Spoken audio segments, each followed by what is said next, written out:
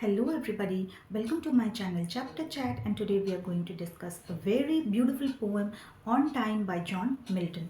As you all know, John Milton is a very famous personality of English literature. He is a very great poet and he was born on 9th December 1608 and he died on 8th November 1674. Before I start the poem, those who are watching the video and those who are new to my channel, please do subscribe my channel.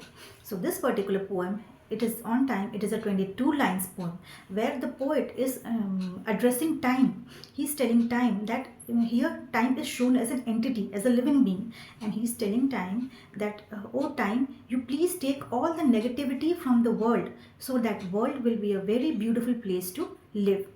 So let's start the poem.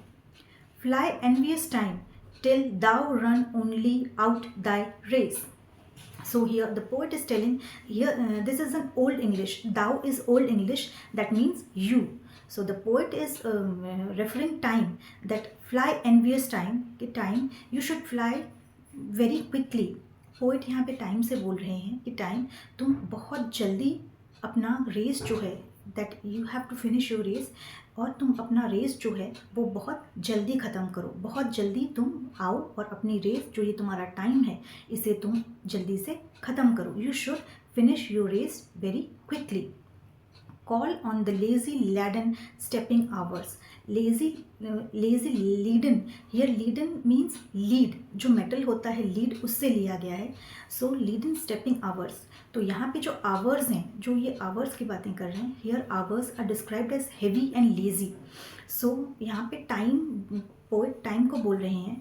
Call those hours, and अपनी जो time, तुम्हारा जो hours होता है, those hours are heavy, so call those hours and finish your race. अपने घंटों को, अपने टाइम को, अपने टाइम बोल रहे हैं, तो टाइम से बोल रहे हैं तुम अपने घंटों, जो घंटे, एक एक घंटे होते हैं, आवर्स होते हैं, उनको जल्दी बुलाओ और अपनी रेस जल्दी से फिनिश करो. Whose speed is about is but the heavy plummet space. सो यहाँ पे पोइट कह रहे हैं योर स्पीड इज़ स्लो. तुम्हारा जो स्पीड है वो बहुत स्लो है. It's like plummets. तुम्हारी जो स्पीड है वो बहुत कम है. And glut thyself with what thy womb devour. Glut means fill your stomach.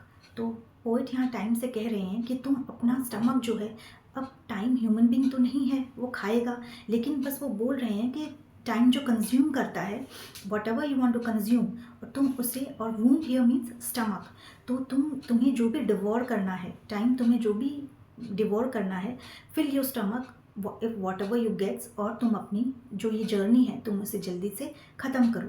But यहाँ पे टाइम क्या खाएगा? टाइम तो ह्यूमन बीइंग नहीं है कि वो फूड खा लेगा. तो टाइम क्या खाएगा वो हम नेक्स्ट सेंटेंस में ये समझेंगे. Which is no more than what is false and vain. So here जो poet हैं, that he is telling that time, definitely time will not eat food. Then what will it eat? Then time will eat false and vain, pride. तो जो time है वो क्या खाएगा? जो human beings को नहीं चाहिए, that is false, negativity, pride, और ये जितनी नेगेटिव चीज़ें होती हैं, the poet is telling time that you should consume all the negative things of human beings. Whatever you eat, that is filled with false and negativity, so that is not good for humans.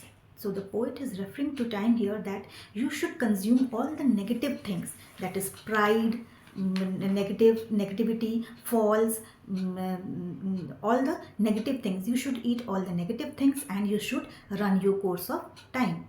And merely mortal dross means bad things.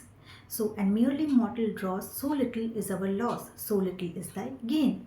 So here the poet again is referring to time, that whatever you are eating, that is not a loss for the human beings. तो poet यहाँ पे कह रहे हैं time से कि तुम जो चीज़ खा रही हो, तुम जो चीज़ ह्यूमन बींग्स का ले रही हो, वो ह्यूमन बींग्स को उससे कोई भी लॉस नहीं होगा, क्योंकि तुम सारी बुरी चीज़ को जो ह्यूमन बींग्स होते हैं उनसे ले रही हो.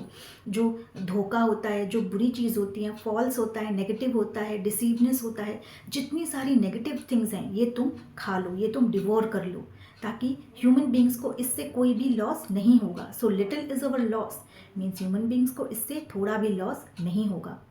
So little is Dai gain.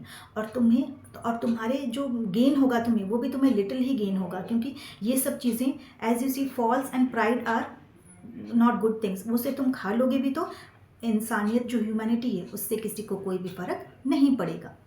For when as each thing bad thou hast stormed, so as time you're supreme, you have eaten all the bad things. तुमने ह्यूमैनिटी से सारी बुरी चीज़ें तुमने अपने अंदर गल्प डाउन कर लिया है. You have gulped all the negative things from human beings, which is a good thing. And last of all, thy greedy self consumed. So here the poet is referring to time that first you ate all the negativity from the world. तुमने पहले दुनिया की जो जितनी negativity है वो सब तुमने अपने अंदर ले ली. And now you eat yourself. अब तुम अपने आप को भी कंज्यूम कर लो ताकि इस दुनिया में नेगेटिविटी की कुछ भी चीज़ें नहीं होनी चाहिए. There should not be any negativity in life. Then long eternity shall greet our bliss. और उससे क्या होगा, जब टाइम सारी नेगेटिव चीज़ों को गल्प खा लेगा, गल्प कर लेगा और खुद को भी वो मार देगा, तो फिर दुनिया में क्या बच जाएगा. जो बचेगा that will be eternity. Then human beings will be left with eternity. And when humans left pride and false time, जब जितनी सारी बुराइयां जो हैं अगर दुनिया से हट जाएंगी तो अर्थ जो है वो हेवनली हो जाएगा और ह्यूमन बींग्स जो हैं वो बहुत खुशी से रहेंगे, बहुत प्राइड से, happily they will lead their life, क्योंकि जितनी बुराइयां हैं वो सब दुनिया से ख़त्म हो गई हैं. with an individual kiss. और जितनी each and every individual will live in bliss. Means वो हर एक इंडिविजुअल खुशी से रहेंगे. And joy shall overtake us as a flood. और हमारी लाइफ में जॉय कैसे आएगा, जॉय फ्लड की तरह आएगा हमारी लाइफ में. जैसे फ्लड आता है तो हर तरफ पानी भर जाता है, वैसे ही हमारी लाइफ में जॉय आएगा और वो खुशी की तरह आएगा. जो जॉय होगा वो फ्लड की तरह होगा. हम बहुत खुश होंगे और हम बहुत ही ज़्यादा अच्छे से रहेंगे. हमारी लाइफ में जो जॉय है वो फ्लड की तरह आएगा. When everything that is sincerely good and perfectly divine, everything in our life will be sincerely good. हमारे लाइफ में सब कुछ बहुत अच्छे से होगा. Everything, all thing in our life will be perfect and perfectly divine. Means जो हमारे लाइफ में होगा, जो सब कुछ होगा वो सब divine होगा, वो blissful होगा. With truth and peace and love shall ever shine. So our life will shine with peace and happiness. हमारे लाइफ में जो है peace होगा और happiness बहुत ज़्यादा होगा. There will be no time limit in our life. हमारी लाइफ में किसी चीज़ की लिमिट नहीं होगी. About the supreme throne of him whose happy making sight alone. So we will reach God to his throne. Means हम God के पास directly नहीं पहुंच जाएंगे, बट जो जितनी नेगेटिव चीज़ें हमारे पास नहीं होंगी. इमेजिन एक वर्ल्ड जहाँ झूठ बोलना नहीं है, किसी को धोखा देना नहीं है, किसी के बारे में गलत बोलना नहीं है, ये सब चीज़ें अगर वैनिश हो जाएंगी वर्ल्ड से, तो वर्ल्ड कितनी अच्छी चीज़ हो जाएगी. तो फिर स्वर्ग जो हेवनली चीज़ें होती हैं, वो जो ह्यूमन बींग्स हैं वो अर्थ में ही वो सब चीज़ों का वो सुख ले पाएंगे. And him whose happy making sight alone. और वो साइट कैसा होगा, वो साइट गॉड को, डिवाइन गॉड को देखने के जैसे होगा. When once our heavenly guided soul shall climb and all this earthly grosses quit. So when our soul will reach heaven, तो यहाँ पे हमारे सोल को हेवन रीच करके हेवन नहीं मिलेगा.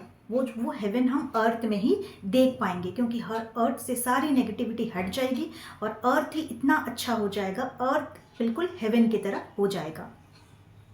All negativity will be vanished from the earth. और वो नेगेटिविटी कौन वैनिश करेगा, वो टाइम वैनिश करेगा. टाइम वो सारी नेगेटिविटी जो है अर्थ से वो अपने अंदर समा लेगा और वो खुद भी ख़त्म हो जाएगा. तो टाइम जो है वो सारी नेगेटिविटी ख़त्म कर देगा. Attired with stars we shall forever sit, triumphing over death and chance and thee, O time. So here the poet is telling we will triumph over all the things. तो हम हर चीज़ों से जीत जाएंगे. कौन सी चीज़ों से, टाइम से, क्योंकि टाइम ख़त्म हो जाएगा तो हमें वो बाउंडेशन नहीं रह जाएगा कि हमें टाइम इस टाइम लिमिट पे है, हमारी लाइफ इतनी है, ये है. टाइम ही ख़त्म हो जाएगा. और there will be no fear of death. लोगों को डेथ की फियर नहीं रहेगा लोगों को. Everybody will be happy. Time will be finished. तो उनको टाइम का डर ही नहीं रहेगा. God is with us and time will be time will sweep away all the negative things. जो गॉड हैं वो हमारे पास रहेंगे और टाइम जो है वो सारी नेगेटिविटी को दुनिया से ख़त्म कर देगा. So this is the end of the poem, and the main theme of the poem is time.